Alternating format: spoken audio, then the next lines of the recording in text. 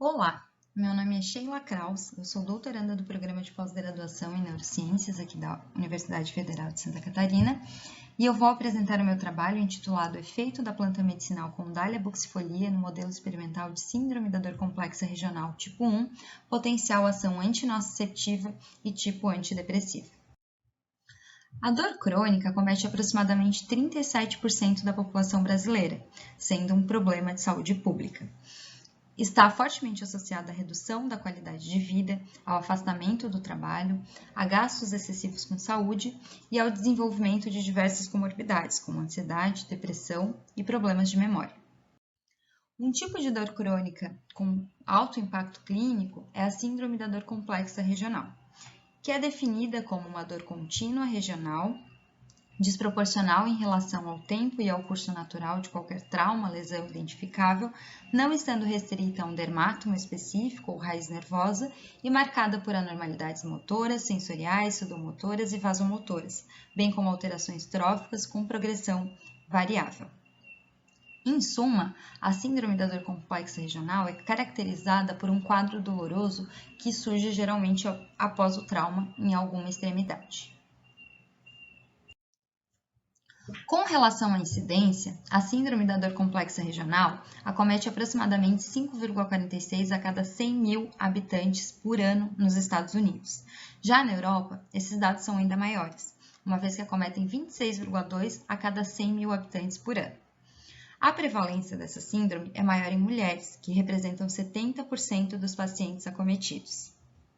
Além disso, a síndrome da dor complexa regional pode ser dividida em dois tipos: o tipo 1, também conhecido como distrofia simpático-reflexa, e o tipo 2, também conhecido como causalgia. Elas diferem entre si pela presença ou ausência de lesão nervosa, sendo que a síndrome do tipo 1 não tem lesão nervosa e a síndrome do tipo 2 tem lesão nervosa. Neste trabalho, vamos focar na síndrome da dor complexa regional do tipo 1, sem lesão nervosa. Nessas imagens, conseguimos observar alguns sinais clínicos presentes em pacientes com a síndrome da dor complexa regional do tipo 1. Na primeira imagem, observamos um edema de mão, seguido por uma dificuldade de flexão, hipertricose, aumento exacerbado de pelos, diferenças na coloração da pele. O mesmo também observamos nos membros inferiores, diferenças na coloração, edema e dificuldade de movimento. Por se tratar de um quadro complexo, ainda não existe nenhum protocolo de tratamento para a síndrome da dor complexa regional. Os tratamentos farmacológicos, eles consistem basicamente em analgésicos, anti-inflamatórios, anticonvulsivantes e antidepressivos. Esses medicamentos, apesar de representarem uma importante estratégia para a redução dos sintomas associados a essa síndrome, têm ação limitada, uma vez que geralmente estão associados a um alto custo, pois são utilizados a longo prazo, e também ao aparecimento de efeitos adversos, o que dificulta a adesão por parte do paciente. Nesse cenário, as plantas medicinais representam um importante alvo, uma vez que são a fonte mais comum para o desenvolvimento de novos fármacos. Isso é ainda mais importante no Brasil, uma vez que somos detentores da maior biodiversidade do planeta. E essa ampla gama de moléculas pode ser responsável pelo desenvolvimento de novos fármacos para o tratamento das mais variadas condições. A planta medicinal Condalia buxifolia reisseck, essa da foto, é conhecida popularmente como coronilha folha de bucho ou espinilho. Seu uso popular se dá com efeitos antitérmicos, anti-inflamatórios e antidiarreicos. Sua distribuição se dá no Brasil, dos estados do Rio de Janeiro até o Rio Grande do Sul, no Uruguai, Argentina e Bolívia. Diversos estudos na literatura vêm mostrando o seu potencial anti-inflamatório e antinociceptivo. No entanto, até o momento, não havia sido feito nenhum estudo com dor crônica para essa planta. Assim, o objetivo do nosso estudo é verificar o efeito do extrato metanólico das folhas de Condalia buxifolia nas respostas sensoriais e emocionais decorrentes do modelo experimental da síndrome da dor complexa regional do tipo 1. Para isso, utilizamos camundongos suíços fêmeas com 2 meses de idade, mantidos em condições normais de biotério de ciclo claro, escuro, água e ração à vontade. Tivemos aprovação do Comitê de Ética da UFSC e seguimos o Guia Arrive para experimentação animal. A lesão que mimetiza a síndrome da dor complexa regional foi de uma isquemia seguida de uma reperfusão.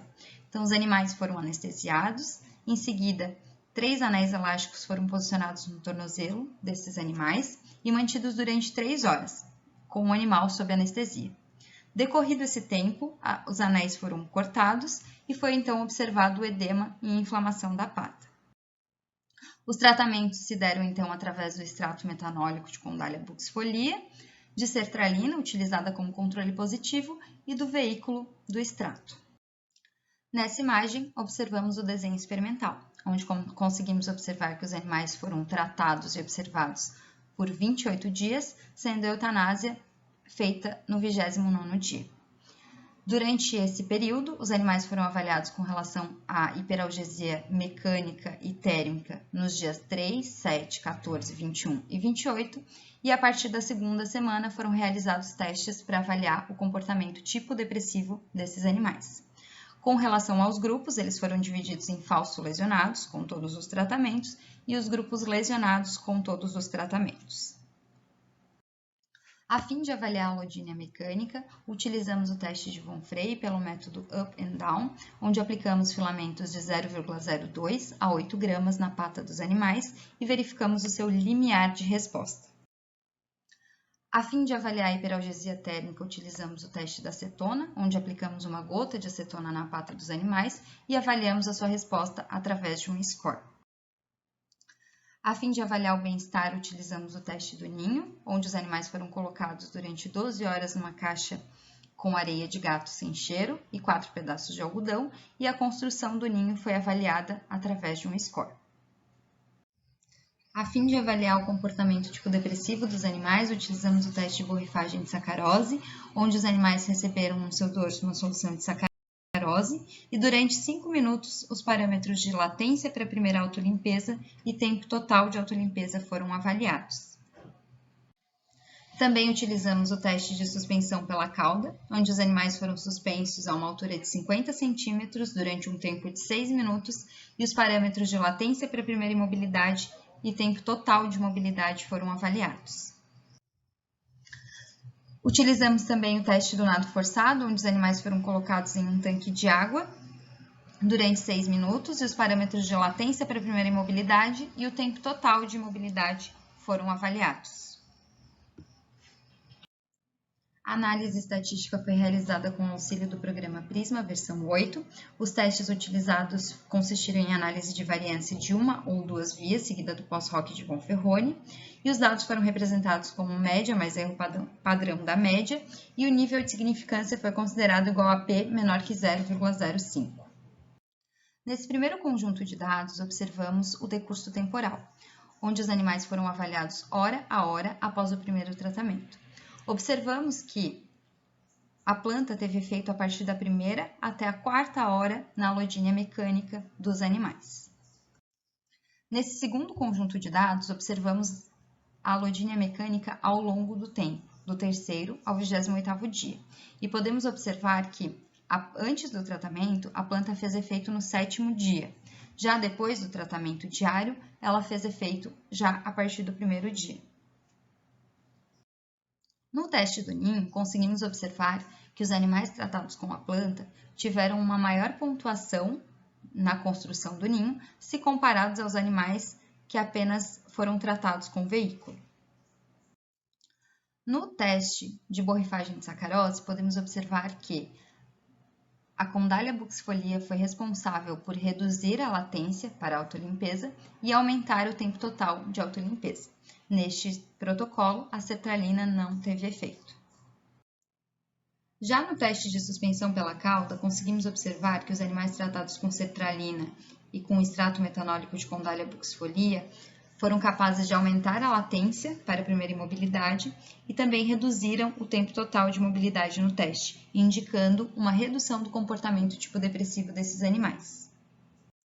O mesmo foi observado no teste do nado forçado, onde vemos uma resposta tanto da sertralina quanto da Condalia buxifolia na latência, no aumento da latência para a imobilidade, e uma redução no tempo total de mobilidade desses animais. Com isso, esse estudo demonstrou pela primeira vez os efeitos antinociceptivos e tipo antidepressivos do extrato metanólico de Condália buxifolia em um modelo de dor crônica, fornecendo evidências para o seu uso popular e o desenvolvimento de novos fitoterápicos. Por fim, gostaria de agradecer ao CIP Neuro pela oportunidade, ao UFSC, ao Programa de Pós-Graduação em Neurociências, ao LAND, meu grupo de pesquisa, às agências de fomento e principalmente ao professor Adair, que infelizmente nos deixou nesse ano, mas que também deixou um legado imenso na ciência nacional e internacional. Esse projeto foi idealizado e construído por ele e é totalmente dedicado à sua memória. Meu muito obrigada!